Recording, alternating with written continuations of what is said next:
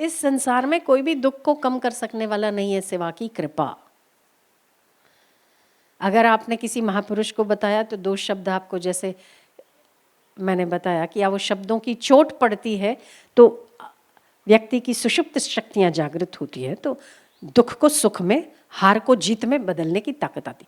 बाकी जन साधारण लोगों के हाथ में है ही क्या? वो अपने ही ठिकाने नहीं कर पा रहे हैं, आपको ठिकाने कैसे लगाएंगे? डूबता हुआ इंसान दूसरे डूबते हुए को कैसे संभालेगा? संभालेगा वही जो किनारे पर खड़ा है।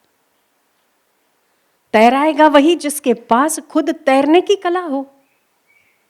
जो खुद डूब रहा है, आप उसका हाथ पकड़ के कह रहे हैं मुझे बचा मुझे बचा, तो जाएगा आपका हाथ पकड़ के, वो आप भी चल जाओगे।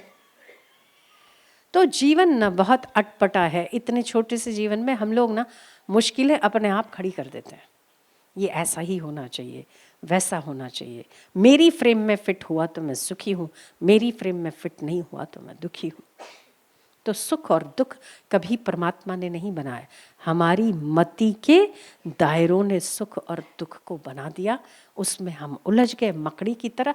आप आज भी फ्री हो जाओ, एक बार को सोच लो कि मैं ऐसा जीवन जीऊंगा कि मेरे गुरु करे सो वाह और मेरा परमात्मा करे सो वाह, आपको कभी दिक्कत ही नहीं होगी। अच्छा, जिस दिन आप ये करोगे ना, उस दिन सबसे ज़्यादा खुश होगे। करके देखिएगा, करके देखिए। हम पूरा साल की बात नहीं कर रहे हैं, हम कुछ घंटे की बात कर रहे हैं। अभी से 1 घंटा मैं यही सोचूंगा, हाय मेरे गुरु करे सो वाह, मेरे परमात्मा कर रहे हैं सो वाह, बढ़िया। आप ना एकदम हल्के हो जाओगे, क्योंकि बोझा उतर गया ना। हम तो करते हैं ना, ट्रेन में बैठ के सारे बोझे सिर पे उठा के हम कहते हैं कि बेचारी ट्रेन को वजन पड़ रहा है, थोड़ा सा मैं ही उठा लूँ। ऐसा करके भी ट्रेन ही उठा रही है, ऐसा करके भी ट्रेन ही उठा रही है। तो परमात्मा के भरोसे पर छोड़ चुकने वाला व्यक्ति परम सुखी होता है। व्यर्थ चिंतित हो रहे हो, व्यर्थ भय में जीवन खो रहे हो ना। जो हुआ सो अच्छा हुआ, जो होगा। ये सिद्धांत अगर समझ में आ जाए तो दुखी नहीं है ना। तो बोले हमारे अपनों को कोई मार के चला जाए तो हम बोले बहुत अच्छा हुआ।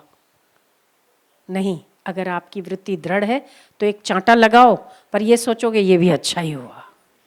पर अगर उसका कोई रिएक्शन आता है तो सो भी, ये दृढ़ता होनी चाहिए। व्यक्ति को जो कार्य करना है वो धीरज के साथ करना चाहिए। काम और क्रोध 2 ऐसी चीजें हैं जो व्यक्ति को अस्थिर बनाती हैं, और अस्थिरता में लिया हुआ निर्णय अभी नहीं, जीवन काल के लिए पछताना पड़ता है। अगर काम और क्रोध दोनों के आवेग में निर्णय लिया है, तो अगर आपने उसको शिक्षा देने के लिए कोई कदम उठाया है तो निश्चित ही आप विजेता हैं। पर अगर आपको गुस्सा आया और आपने किया, तो सामने वाले के गुस्से का आप पूछ नहीं सकते क्या हाल हो सकता है। उसको भी आ गया, आपको आया तो उसको भी आ सकता है, और जब उसको आएगा तो फिर महाभारत इसी में ही छिड़ती है ना। महाभारत ही होती है। शांति तो फिर क्रांति के बाद ही आती है।